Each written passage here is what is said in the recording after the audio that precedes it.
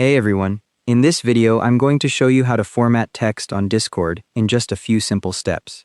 First, open the Discord server where you want to post your formatted text. In this example I'm using Test Accounts server. The server's main text channel opens in the center of the screen with the message composition box at the bottom. To make text italic, type an asterisk, then your text, then another asterisk, and press enter to send it. The message appears in italics in the chat. The formatting markers don't show in the final message, just the slanted text style. For underlined text, type 3 underscores, your text, then 3 more underscores and send it. The posted message shows with an underline. You'll see the raw underscores as you type, but once sent the message displays with a continuous line beneath the text. To strike through text, type 2 tildes, your text, then 2 more tildes, and press enter. The message appears with a line through it.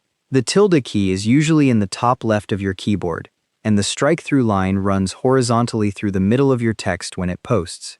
You can also send plain unformatted text by just typing normally and pressing enter, like this "Welcome to Discord" message. This is useful when you want to include characters like asterisks or underscores without accidentally triggering formatting. For a code block, type 3 backticks, followed by CSS. Press enter, type your text on the next line, then close with 3 more backticks and send. The message appears in a formatted code block in the chat. The CSS tag applies syntax highlighting with colored text, and the block gets a dark background that sets it apart from regular messages. If your formatting isn't appearing, check you've used the exact number of symbols: 1 asterisk for italic, 2 for bold, 3 underscores for underline, and 2 tildes for strike-through.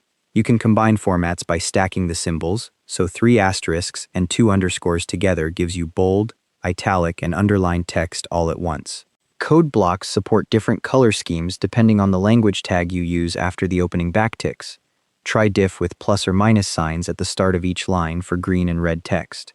And that's how to format text on Discord. Thanks for watching. Hope this helped.